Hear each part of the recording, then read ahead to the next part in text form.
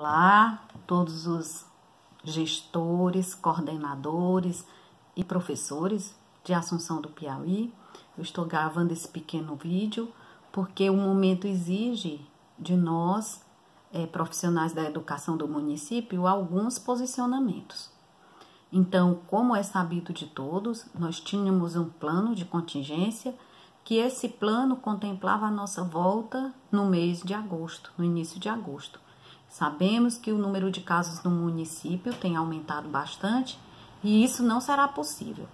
Como o nosso trabalho está sendo acompanhado pelo Ministério Público do Estado do Piauí, por 3 comarcas que nos pediu o plano e nos pediu as ações que estavam sendo realizadas no município nesse momento de pandemia. Por quê? Porque a Assunção do Piauí não optou por atividades remotas, mas o Ministério Público não aceita que professores, profissionais da educação fiquem recebendo dinheiro público sem estar desenvolvendo nenhuma ação.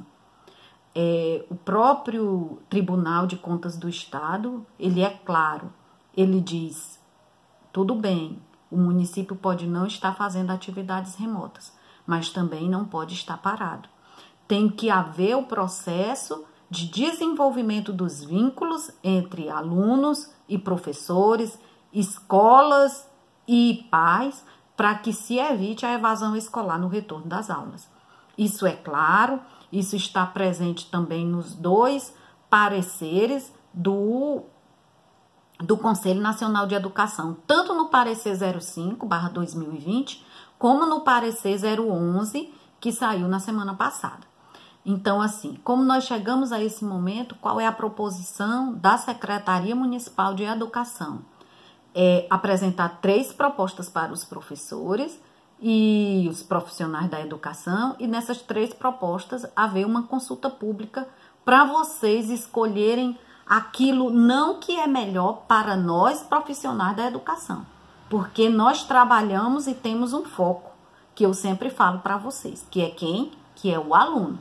Então, tudo que a gente decidir em relação a esse questionário está relacionado ao aluno, que é o foco do nosso trabalho.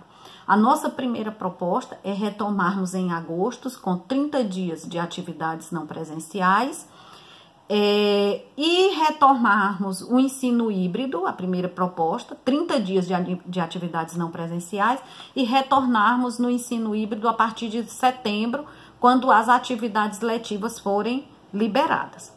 Lembrando o quê? Que a nossa adoção por não fazer ensino remoto foi por quê? Porque a Assunção do Piauí tem 68% dos seus alunos que são residentes em comunidades rurais e que não têm acesso à internet.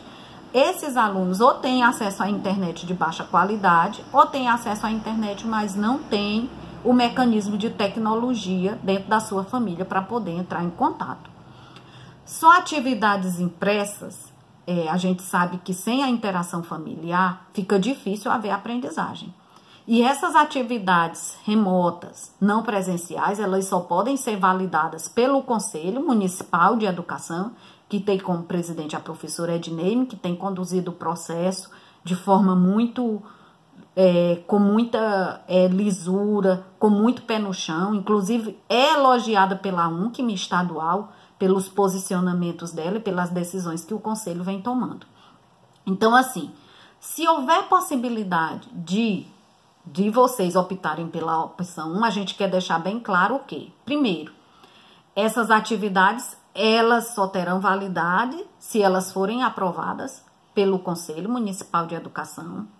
Segundo, essas atividades, elas só terão validade se elas atingirem 100% dos alunos, e essas atividades só terão validade se no retorno for comprovado que houve aprendizagem.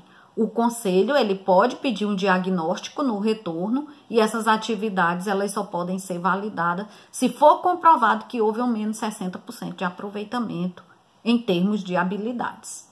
Então, essa é a proposta 1. Votou na proposta 1, o professor já está sabendo. A responsabilidade pela elaboração das atividades não presenciais é do professor, não é da secretaria.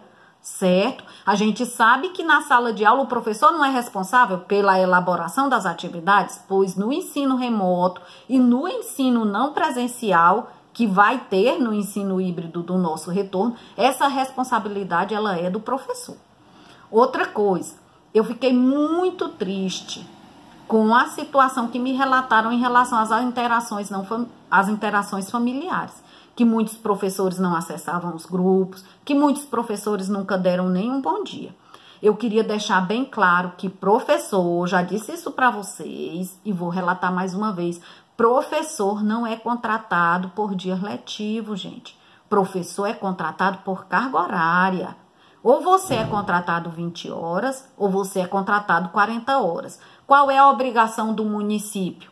A obrigação do município é lhe pagar até o 5º dia útil do mês subsequente, pagar suas férias, 1/3 das suas férias correspondente ao número de dias das suas férias, que é o quê? É 30 dias mais 15. Então, o professor tem direito a 45 dias de férias. Novamente, eu vou repetir. Dia letivo é para o aluno e o Ministério Público está cobrando. Estão pagando o professor para não fazer nada, porque diz que tem professor que está dizendo que não vai trabalhar de graça.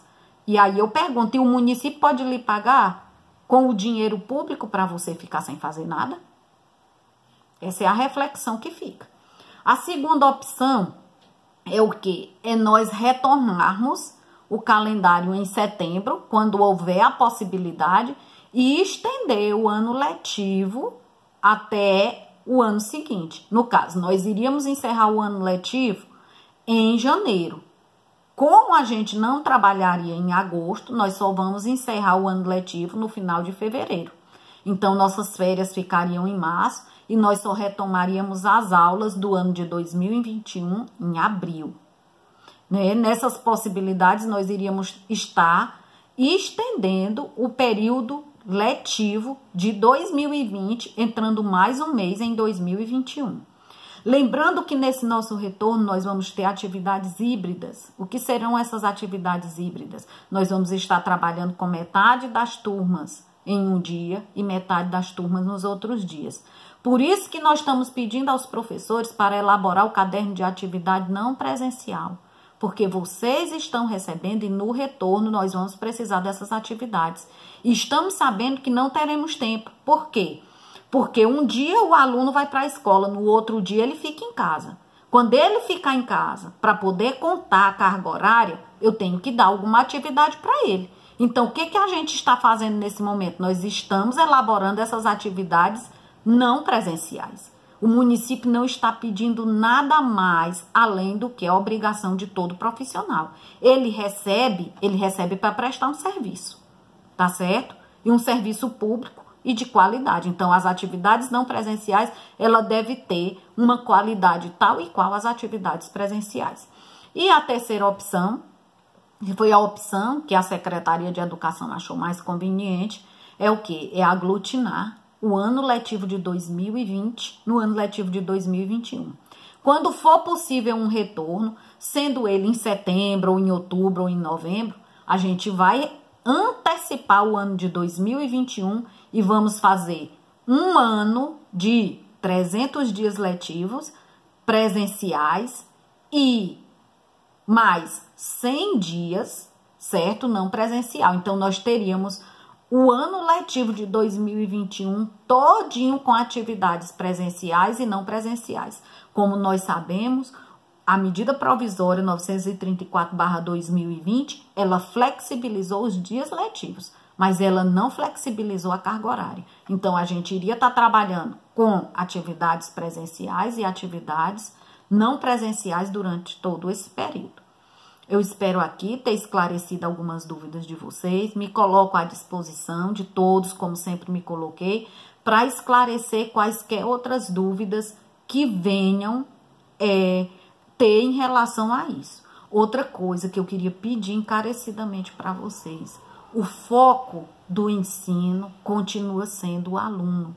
Independente da atividade ser presencial ou não, eu queria pedir para vocês que vocês pensassem nos nossos alunos, principalmente naqueles alunos que não têm acesso a algumas condições de ensino, como, por exemplo, a interação e a tecnologia dentro de casa, como também aqueles alunos que estão em situação de vulnerabilidade, que a escola ainda é o espaço em que ele se encontra protegido, certo? No retorno de nossas atividades, independentes de ser qualquer uma das 3 opções, nós vamos trabalhar um processo de busca ativa muito efetivo, para continuar usando aquela linguagem que nós sempre usamos dentro da educação, que não fere o artigo 206 da LDB, não fere o artigo 206 da Constituição, não fere os princípios da LDB e nem o artigo, os princípios do ECA. A educação, ela continua sendo um direito